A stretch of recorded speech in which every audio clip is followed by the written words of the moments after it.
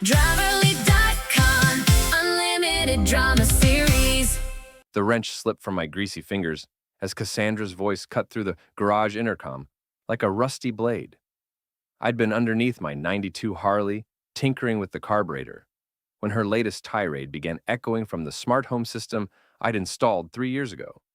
"All you do is take, take, take," she screamed at someone upstairs. "You've never given this family anything worthwhile, David." I wiped my hands on an oil-stained rag, my jaw tightening. 23 years of marriage, and this is what it had come to. Cassandra Wellington Cross, CEO of Crosstech Industries, publicly humiliating me through our own house's speakers. "Mom's right, Dad." Riley's voice joined the chorus, cold and dismissive. "If you had any pride left, you'd just leave already. You're embarrassing all of us." My 22-year-old daughter, speaking like I was some deadbeat who'd never contributed a dime to her privileged existence. The irony would have been funny if it wasn't so goddamn painful. I stood up slowly, my knees creaking from years of boxing training at Mixed Gym downtown. At 48, I kept myself in decent shape, but the emotional beatings were starting to show. Dark circles under my eyes, gray threading through my brown hair, and a permanent scowl that made neighbors cross the street. "You know what, ladies?" I muttered to the empty garage. "Maybe I'll take that advice." The intercom crackled again. Cassandra was on the phone now, probably with her best friend Jules Morrison, the company's vice president. "He's pathetic, Jules. 23 years of supporting a man who can't even hold down a real job." The neighbors whisper about it at the country club. "Poor Cassandra, married to that leech." I laughed bitterly. If only they knew the truth. See, here's what my loving family never bothered to learn. I wasn't just some house husband who occasionally fixed motorcycles for beer money. While Cassandra climbed the corporate ladder at Crosstech, I'd been quietly building an investment portfolio that would make Warren Buffett jealous. Every penny of seed money that launched her precious company, mine. The initial $50 million that gave Crosstech its foundation, transferred from my private accounts through a shell corporation I'd established in Delaware. The beautiful thing about having a wife who thinks you're too stupid to understand business is that she never asks questions about where money comes from. I walked to my private safe, hidden behind a false panel in the garage wall.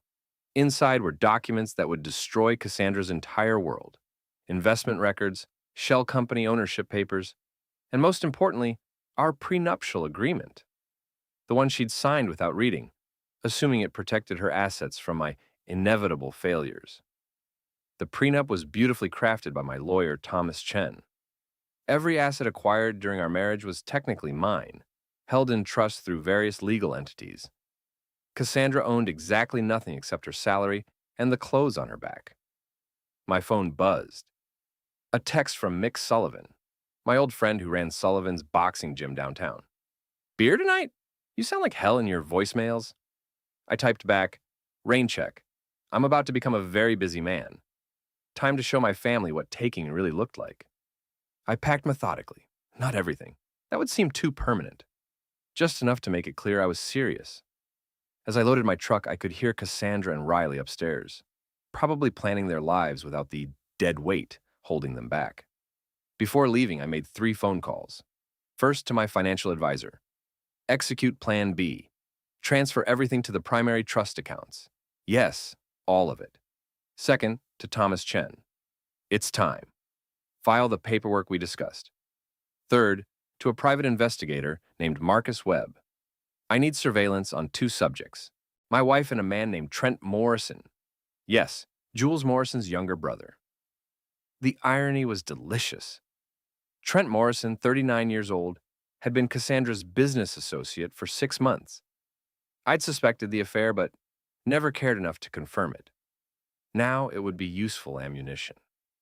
I climbed into my truck and drove away from the suburban mansion I'd bought and paid for, leaving behind 2 women who thought they'd finally gotten rid of their burden. They had no idea what was coming. 2 months of silence can drive people crazy. I'd rented a small apartment downtown, above Mick's Gym, and watched my family's world through surveillance reports and financial statements. Cassandra had thrown herself into work, probably celebrating her newfound freedom. Riley continued her expensive lifestyle at Northwestern University, burning through her trust fund like it was infinite. Neither of them had tried to contact me. Not once. That changed on a rainy Tuesday morning when my phone exploded with calls. Dad? Riley's voice was panicked, tears choking her words. Dad, something's wrong with my tuition. They're saying the account is frozen. I can't register for spring semester. I let her sob for a few seconds before responding. That's terrible, sweetheart. Have you talked to your mother about it? She's not answering. Her assistant says she's in emergency board meetings all day. Dad, please, I need help. I'm sure your mother will figure something out. After all, she's the successful one in the family. I hung up and waited. The next call came an hour later. Cassandra, her voice shaking with rage. What the hell did you do, David? $50 million just vanished from our investment accounts. The board is demanding explanations I don't have. Our accounts? I kept my voice calm, almost bored. I wasn't aware we had joint investment accounts, Cass. Are you sure you're looking at the right paperwork? Don't play games with me. That money was funding our expansion into the European market. Without it, we'll lose the Morrison Industries partnership. Morrison Industries. Trent's family business, and the real reason Cassandra had started her affair. She thought she was playing both sides, seducing the competition while maintaining her corporate independence. She had no idea that Trent was feeding information about Crosstech to his family's company, setting up a hostile takeover. I'm sorry to hear about your business troubles, I said, but I thought I never gave this family anything. Seems like you should be fine without my contributions. The line went quiet for a long moment. You bastard, she whispered. You planned this. I didn't plan anything, Cassandra. I just stopped giving. I hung up and smiled for the first time in months. That evening, I met Marcus Webb at a dingy bar near the riverfront. Marcus was ex-military, built like a linebacker, with the kind of face that made people nervous. His surveillance reports were thorough and damning.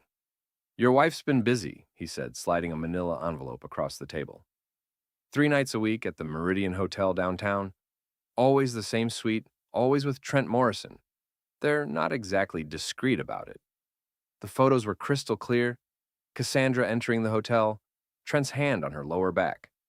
The two of them on the balcony, sharing wine and intimate touches. Cassandra laughing at something Trent said, looking happier than she'd been with me in years. There's more, Marcus continued. Morrison's got serious financial problems. His family's company is leveraged to the hilt. Word is, they're planning to acquire Crosstech through a combination of seduction and corporate espionage. Seduction? Your wife thinks she's playing him. He thinks he's playing her. Reality is, they're both getting played by someone smarter than either of them. That caught my attention. Explain. Jules Morrison, Trent's sister and your wife's best friend. She's been feeding information to both sides, stirring up conflict, positioning herself to take over Crosstech when the dust settles. Classic corporate manipulation. I studied the photographs, my mind racing. Jules Morrison had been Cassandra's friend for 15 years, her most trusted advisor and confidant.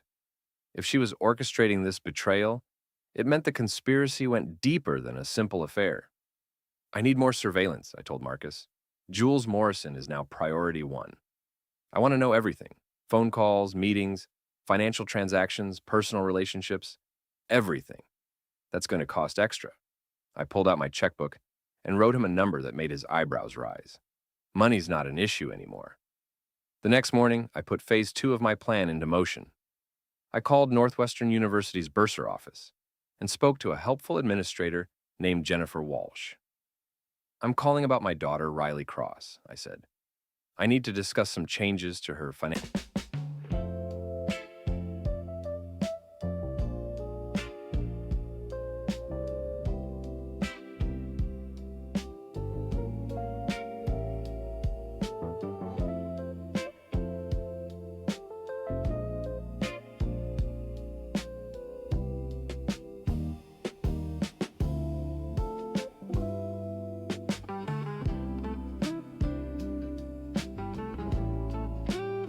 aid status. Of course, Mr. Cross. I see here that you're listed as the primary account holder for her tuition payments. That's correct. I'm afraid there's been a family situation, and I need to suspend all payments effective immediately. There was a pause. I understand this might be a difficult time, but suspending payments will result in your daughter being dropped from her classes. I understand completely. Please proceed with the suspension. Sir, are you certain? Riley is in her senior year. This could significantly impact her graduation timeline. I'm absolutely certain. Thank you for your time. My next call was to Crosstech's primary bank, where I spoke to a loan officer I'd worked with for years. David, good to hear from you. How can I help? I need to call in the personal guarantees on the Crosstech operating line of credit. Another pause, longer this time. David, that would freeze their operating capital. Are you sure about this? Completely sure. I want those guarantees called in today. This could seriously damage the company's ability to function. That's not my problem anymore. By noon, Cassandra's world was crumbling. Crosstech's operating accounts were frozen pending resolution of the called guarantees. Riley was officially dropped from her classes, and Marcus Webb had delivered the first batch of surveillance on Jules Morrison that would change everything. The real game was just beginning. The photographs Marcus delivered that evening were worth every penny I'd paid him. Jules Morrison wasn't just betraying Cassandra professionally, she was orchestrating the entire destruction of my family for reasons that went back years. Look at this, Marcus said, spreading photos across the table in my apartment. Jules meeting with Trent at a restaurant downtown, 3 weeks before his first business meeting with your wife. Then here's Jules having lunch with Crosstech's biggest competitor, Harrison Industries. And this is the interesting one. The final photo showed Jules entering a law office I recognized. Brennan, Walsh and Associates, the firm that had handled Crosstech's initial incorporation. The same firm where she could have accessed the original investment records showing my financial contributions. She's known all along, I muttered. Known that I funded Cassandra's company, known about my assets, probably even known about the prenup terms. Gets better, Marcus continued. I traced her phone records. She's been feeding information to business reporters, planting stories about Crosstech's financial instability. She's also been manipulating your wife's decisions through carefully timed advice and emotional manipulation. I studied a transcript of a recorded phone conversation between Jules and an unknown third party. The husband's smarter than we gave him credit for. Jules' voice was cold and calculating. But he's also proud. If we push the right buttons, he'll destroy himself trying to get revenge. Then I can pick up the pieces of both the company and the family fortune. My blood ran cold. This wasn't just about Cassandra's affair or Riley's entitled attitude. Jules Morrison had been playing a long game, using my own family against me while positioning herself to steal everything I'd built. The transcript continued. Trent's role is simple. Seduce Cassandra, get access to company information, then disappear when things get messy. David will focus his anger on the affair and never see the real threat until it's too late. I looked up at Marcus.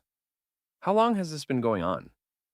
Based on phone records and financial transactions, at least 2 years, maybe longer.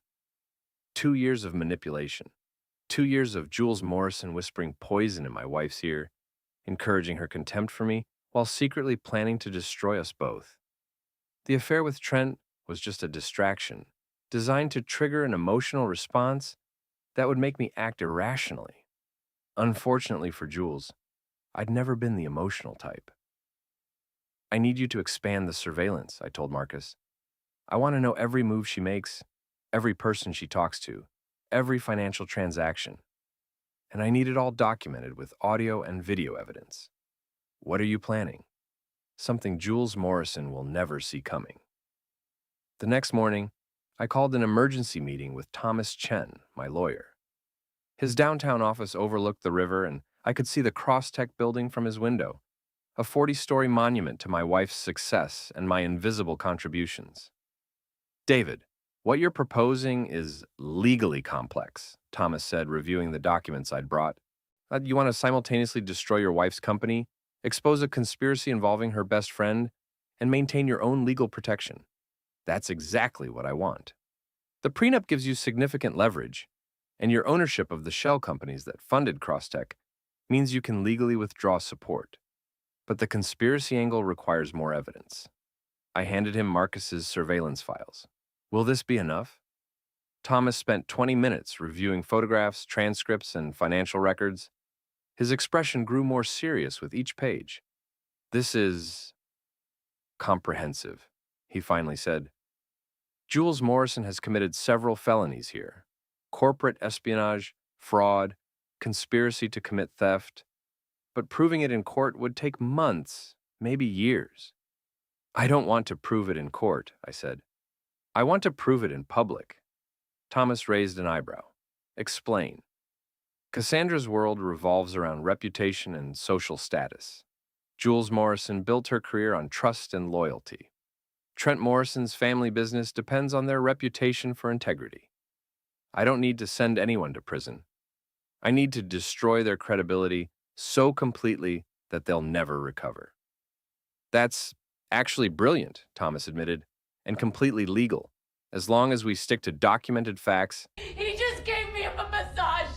That's it! Remember, I won't be a cuckold! Watch more on Grammarly.com. And avoid defamation. Then let's get started. My first target was Trent Morrison himself. Marcus had discovered that Trent's financial problems went beyond his family's business difficulties. He had gambling debts with some very unpleasant people, and he'd been skimming money from Morrison Industries to pay them off. I arranged for this information to reach Morrison Industries' board of directors through an anonymous tip to their internal audit department. Within 48 hours, Trent was suspended from his position pending investigation. When Cassandra called him that evening, a call Marcus was monitoring, the conversation was explosive. Now, what do you mean you're suspended? Cassandra's voice was sharp with panic. The European expansion depends on your family's partnership. It's temporary, Trent replied, but his voice lacked confidence. Some accounting irregularities. It'll be resolved soon. Accounting irregularities? Trent, if this affects Crosstech's deal, it won't. Jesus, Cass, I'm handling it. You better be. I've already lost $50 million in funding. My operating accounts are frozen, and my daughter's tuition payments have mysteriously stopped. I can't afford any more surprises. There was a long pause before Trent spoke again, his voice colder. Maybe your husband isn't as stupid as you thought. David doesn't know about us, doesn't he? Because from where I'm sitting, it looks like someone's been playing chess while we were playing checkers. The call ended abruptly. Within an hour, Marcus reported that Trent had canceled his hotel reservations and wasn't returning Cassandra's calls. Phase 3 was ready to begin. The Riverside Country Club's monthly charity gala was Cassandra's favorite social event. 200 of the city's most influential people gathering to see and be seen while writing tax-deductible checks to feel better about their wealth. I'd attended dozens of these events over the years, always as Cassandra's silent, slightly embarrassing husband. Tonight would be different. I arrived early, wearing the expensive tuxedo Cassandra had bought me for our 20th anniversary. Marcus had positioned himself as part of the catering staff, with cameras hidden throughout the ballroom. Everything that happened tonight would be recorded and documented. David, Jennifer Walsh, the university bursar I'd spoken with, approached me near the bar. I didn't expect to see you here. How are you handling everything with Riley's situation? It's been educational, I replied. Sometimes you don't realize how much you've been taken for granted until you stop giving. She looked confused but nodded politely and moved on. Other conversations stopped as I passed. Whispers followed in my wake. David Cross, the failed husband, showing his face at a society event without his successful wife. Cassandra arrived at 8:30, looking stunning in a red designer gown that cost more than most people's cars. She was alone. Trent's absence was conspicuous to anyone who'd been following the gossip. Her eyes found me across the room, and I saw a flash of panic before she composed herself. Jules Morrison entered a few minutes later, scanning the crowd until she spotted me. Her expression was carefully neutral, but I could see the calculation behind her eyes. She was trying to figure out what I was planning. She was about to find out. At 9 o'clock, The evening's program began. The club's president made opening remarks, followed by presentations from various charity representatives. Cassandra was scheduled to speak at 9:30 about Crosstech's community involvement initiatives. At 9:25, I approached the podium. "Excuse me," I said to the event coordinator, a nervous young man with a clipboard. "Mrs. Cross asked me to make a brief introduction before her presentation." "Oh, of course, Mr. Cross. Right this way." The crowd quieted as I took the microphone. Cassandra was staring at me from across the room, her face pale. Jules had moved closer to the stage, probably hoping to intervene if necessary. "Good evening, everyone," I began, my voice calm and confident. "I know many of you are surprised to see me here tonight. After all, I'm just David Cross, the man who never contributed anything to his family or community." A few uncomfortable chuckles rippled through the crowd. Cassandra was shaking her head slightly, trying to signal me to stop. "But tonight, I'd like to share some information that might interest you, particularly those of you considering business partnerships with Crosstech Industries." Now the room was completely silent. I could see board members and potential investors leaning forward, sensing drama. 3 days ago, my wife Cassandra called me in a panic. $50 million had mysteriously vanished from Crosstech's investment accounts. She demanded to know what I'd done with our money. Cassandra started moving toward the stage, but Jules caught her arm, whispering urgently in her ear. "The interesting thing is, that money was never ours. It was mine. Every penny of seed funding that launched Crosstech came from my personal investment portfolio. The shell companies, the Delaware corporations, the initial capitalization, all of it traced back to my assets." The crowd was murmuring now. I could see phones coming out, people recording what was clearly becoming a major social scandal. For 23 years, I've been called a leech, a failure, a man who takes without giving. But the truth is, I've been the invisible provider for a family that despised me for my generosity. I paused, letting that sink in. My wife is having an affair with Trent Morrison, whose family company has been planning a hostile takeover of Crosstech for months. Her best friend Jules Morrison has been orchestrating this betrayal while positioning herself to acquire the company when the dust settles. And my daughter Riley has been raised to believe that success means stepping on the people who love you. The ballroom erupted in shocked conversations. Cassandra was pushing through the crowd toward the stage, her face flushed with rage and humiliation. Jules was backing toward the exit, probably hoping to escape before the attention turned to her. "So tonight, I want to announce that I'm done giving," I continued, raising my voice over the crowd noise. "Crosstech's funding is permanently withdrawn. The Morrison Industries partnership is based on fraud and deception, and anyone considering business relationships with these people should know exactly who they're dealing with." Cassandra reached the stage as I stepped away from the microphone. "You bastard," she hissed, grabbing my arm. "You've destroyed everything." "No, Cassandra," I replied calmly. "I just stopped pretending that your success was separate from my contributions. The destruction is all yours." She slapped me hard across the face. The sound echoed through the ballroom, and I could see camera flashes going off. Tomorrow's society pages would be very interesting. I smiled at her, touching my cheek where her hand had left a red mark. "Thank you," I said. "No, that was perfect." Security guards were moving toward us now, probably called by the club management to contain the situation. But I was already walking away, heading for the exit with 200 pairs of eyes following my every step. Behind me, I could hear Cassandra trying to address the crowd, her voice shaking as she attempted damage control. But the whispers and conversations continued, drowning out her words. Jules Morrison was waiting for me in the parking lot. "That was quite a performance in there," Jules said, stepping out of the shadows near my truck. She'd changed from her evening gown into dark jeans and a black jacket, looking more like the corporate predator she really was than the society matron she pretended to be. "Jules Morrison," I replied, not bothering to hide my satisfaction. "I was wondering when you'd make your move. You think you're so clever, don't you? Exposing Cassandra's affair, withdrawing your funding, playing the victim for sympathy."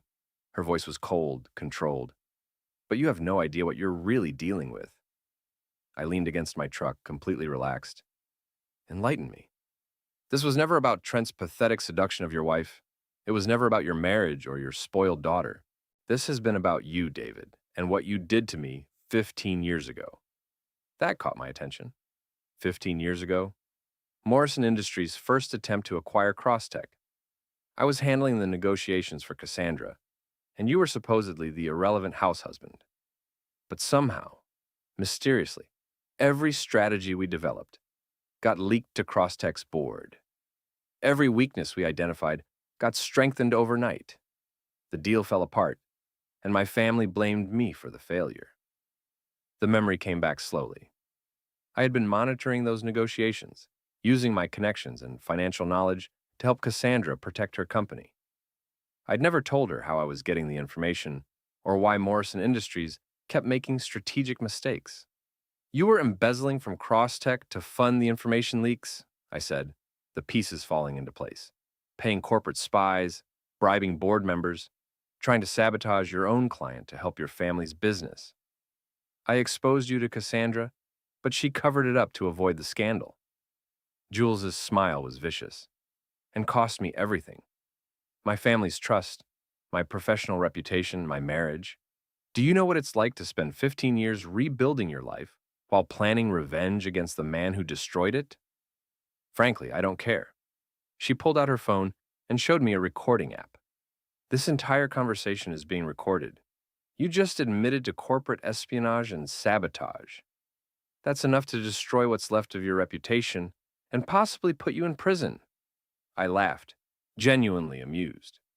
Jules, you really don't understand who you're dealing with, do you?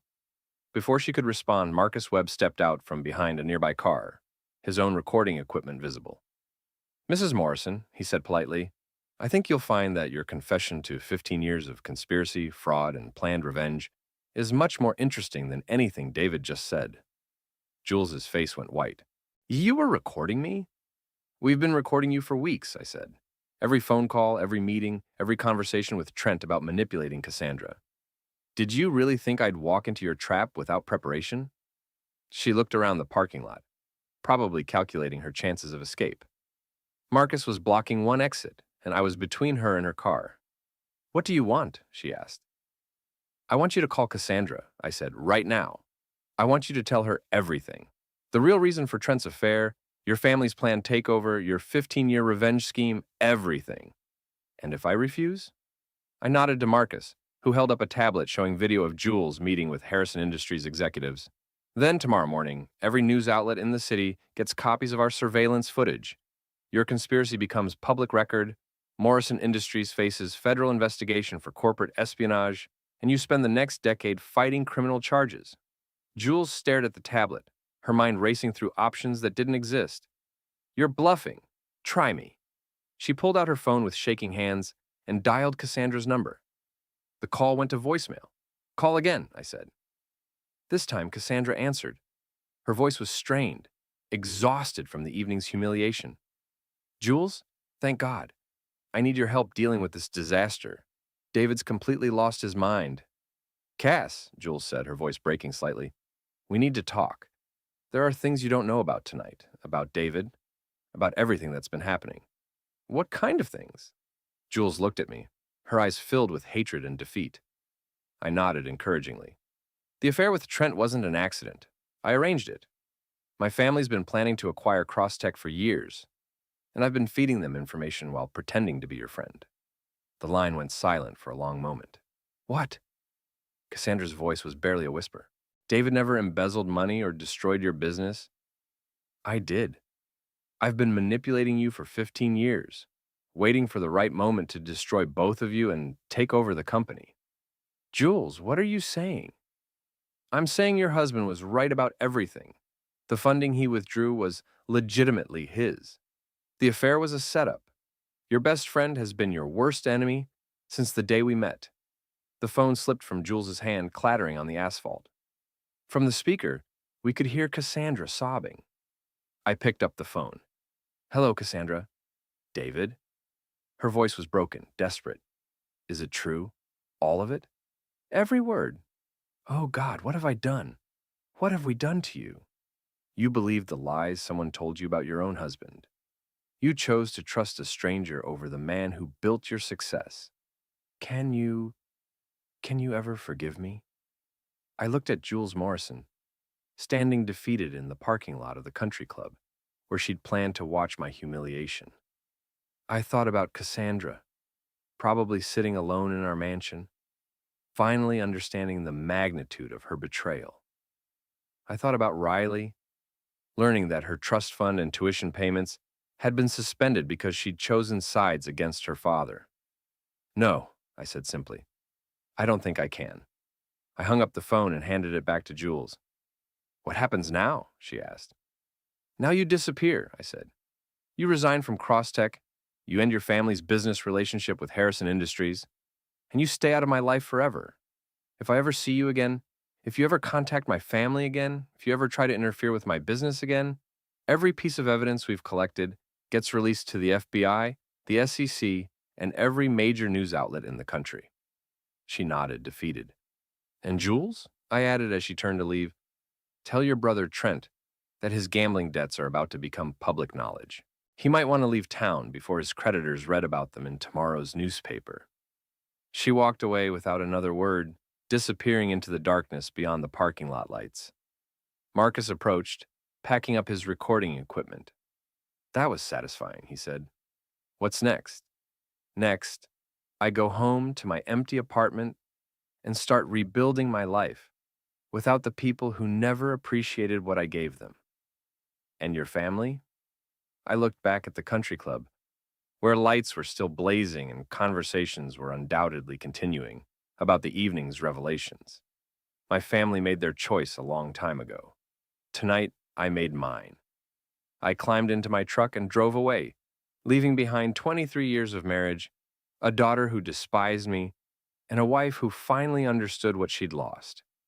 For the first time in decades, I was completely free.